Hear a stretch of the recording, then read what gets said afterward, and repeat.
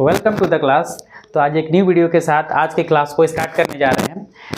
तो जैसे कि आपको पता है कि क्लास 11 का जो चैप्टर है मैथमेटिक्स का स्ट्रेट लाइन है ना, उसमें क्वेश्चन एग्जाम में पूछा जाता है कि find the slope of the line segment joining the points. मतलब क्या, एक लाइन सेगमेंट दिया है, उसका दोनों कोऑर्डिनेट दिया हुआ है ना, तो उसका स्लोप कैसे निकालेंगे, है ना, इस तरह के क्वेश्चन को। तो चलिए स्टार्ट करते हैं, है ना। क्या है question? Find the slope of the line joining the points 2, 3, 6, 1 पहला क्वेश्चन है ना। फर्स्ट क्वेश्चन क्या है?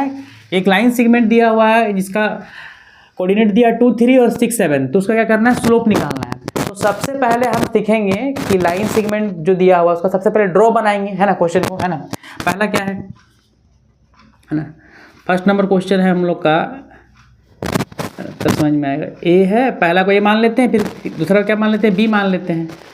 तो ए हो गया मेरा, क्या हो गया? 2 और 3, और बी में क्या हो गया मेरा? 6 और बी में हो गया मेरा 6 और 7, बी का कोऑर्डिनेट, है ना। लाइन सेगमेंट बन गया मेरा ए और बी, ठीक है।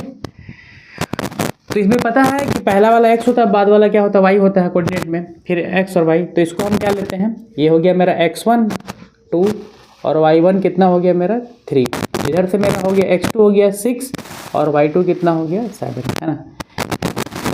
जब भी इस तरह क्वेश्चन रहेगा क्या कि find the slope of the line segment joining the points, है ना। एक लाइन सेगमेंट है, उसको मिलाने से, उसका कोऑर्डिनेट दिया हुआ दोनों एंड पॉइंट का, तो उसको मिलाने से एक लाइन सेगमेंट बन रहा है, तो उसका स्लोप निकालने का फार्मूला। तो सबसे पहले इसको नोट डाउन करेंगे कि x1 y1 क्या है, x2 y2 क्या है, उसके बाद आएंगे फॉर्मूला पे, है ना। तो जब भी ऐसा क्वेश्चन रहेगा उसका स्लोप निकालने के लिए क्या होगा कि स्लोप ऑफ डायरेक्ट लिखते हैं, स्लोप इक्वल टू क्या फार्मूला होता है? y2 माइनस y1 बाई क्या होता है? x2 minus x1। ये कब लगाएंगे?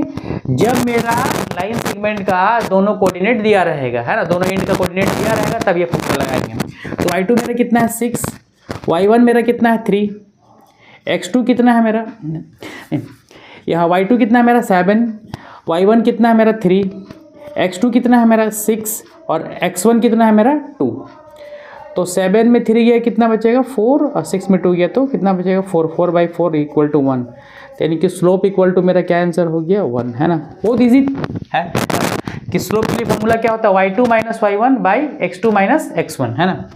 तो ये हम लोग क्वेश्चन नंबर 1 यहाँ पर कंप्लीट होता है। अब नेक्स्ट क्वेश्चन पे आते हैं।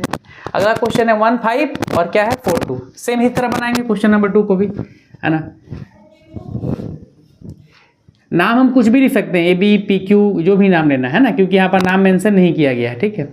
पहला इसको मान लेते हैं P, इसको मान लेते हैं Q।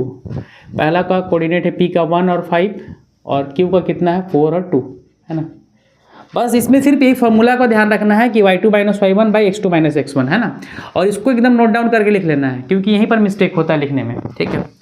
तो x1 मेरा क्या है? 1 है, y1 कितना है? 5 है, x2 कितना है? 4 है और y2 कितना है मेरा? 2 है। तो यहाँ पर हम क्या निकालेंगे? स्लोप निकालेंगे। स्लोप इक्वल टू क्या हो जाएगा? x2 माइनस x1 बाई में y2 माइनस y1। x2 है, उल्टा फार्मूला हो गया, है ना।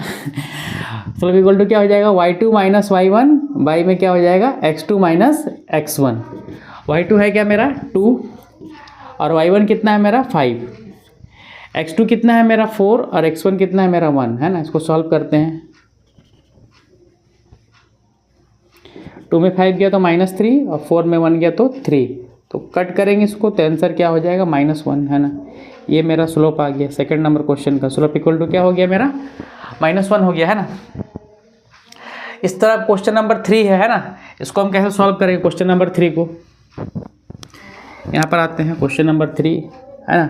इसको हम डायरेक्टली लिखते हैं ना, यहाँ पर लिख देते हैं। क्वेश्चन नंबर 3 में मेरा x1 है, ये मेरा क्या है? y1 है, ये क्या है? x2 है और क्या है? y2 है। अब डायरेक्ट हमको यहाँ स्लोप निकालना है, तो स्लोप इक्वल टू क्या हो जाएगा? फार्मूला, फिर फार्मूला वही लगाएंगे, y2 माइनस y1 बाई में क्या हो जाएगा? x2 माइनस x1, है ना। y2 का वैल्यू यहाँ पर खोजेंगे। y2 का वैल्यू क्या है? 4। y1 का वैल्यू क्या है मेरा? y1 का वैल्यू मेरा है 4। फिर x2 का वैल्यू कितना है? 3 और x1 का कितना है मेरा? y2 4, y1 भी 4, है ना। फिर x2 कितना है? x2 मेरा है 3 और माइनस x1 कितना है मेरा? -2 दिया हुआ है, तो 3 यहाँ पर माइनस तो फार्मूला में है और एक माइनस पहले से ही है यहाँ पर, तो 4 - 4 0, और यहाँ पर 3 + 2 तो 0/5, तो क्या आंसर हो जाएगा? 0 हो जाएगा, है ना। ये क्वेश्चन नंबर 3 कंप्लीट होता है। क्वेश्चन नंबर 4 पे आते हैं। क्वेश्चन नंबर 4 क्या है? 5 और 2 है, और यहाँ क्या है? 5 और 8, है ना। इसको सॉल्व करने के लिए मेनली बार बार यही चीज़ रिपीट करेंगे क्या, कि हमको फार्मूला ध्यान रखना है ना, कि फार्मूला उल्टा ना हो जाए, है ना, जैसे अभी हुआ था। तो स्लोप इक्वल टू क्या हो जाएगा? y2 - y1 बाई में क्या हो जाएगा? x2 - x1, है ना। ये क्वेश्चन में दिया रहेगा, है ना, कि पहला वाला x फिर y फिर x और y, तो पहला फर्स्ट में है तो x1 y1, सेकंड में है तो x2 y2, है ना। क्वेश्चन नंबर 4 पे आते हैं। यहाँ पर मेरा क्या है? x1 है और क्या है? y1 है। ये मेरा क्या है? x2 है और ये क्या है? मेरा y2 है। तो यहाँ से हम स्लोप निकालेंगे।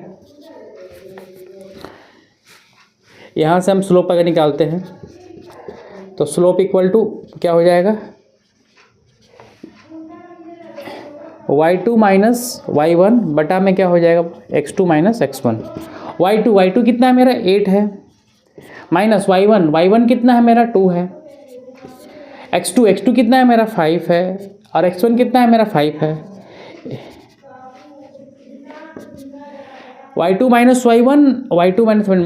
By x2 - x1। x2 कितना है मेरा? 5, और उसके बाद क्या है? x1 कितना है मेरा? 5। तो ठीक है, 6/0, है ना। अब यहाँ पर ध्यान देना है, इस क्वेश्चन में क्या था? 0 क्या था मेरा आंसर? 0/5 था। 3 + 2 0 क्या था? 5 था, है ना। तो जब जब 0 को किसी नंबर से डिवाइड करेंगे तो वहाँ आंसर क्या होता है? 0 होता है ना। ये ध्यान रखना है ना। और जब नीचे में किसी नंबर को अगर 0 से डिवाइड करेंगे तो इसका आंसर क्या हो जाएगा? अनडिफाइंड, इसको बोलते हैं अपरिभाषित, है ना। तो क्या हो जाएगा? अनडिफाइंड, है ना। तो 6/0 का आंसर क्या हो जाएगा? अनडिफाइंड हो जाएगा, है ना। इसको अनडिफाइंड भी बोल सकते हैं, या नॉट डिफाइंड बोल सकते हैं। नॉट डिफाइंड मतलब कि 0 से डिवाइड नहीं कर सकते। तो इस तरीके से हम लोगों ने क्वेश्चन नंबर 1 से लेकर क्वेश्चन नंबर 4 तक कंप्लीट किया, है ना। इसमें हम लोग 4 क्वेश्चन लिए थे, है ना। तो इसी के साथ आज का लेक्चर खत्म होता है। नेक्स्ट वीडियो में हम कुछ और डिस्कस करेंगे। Thank you, keep watching, good bye.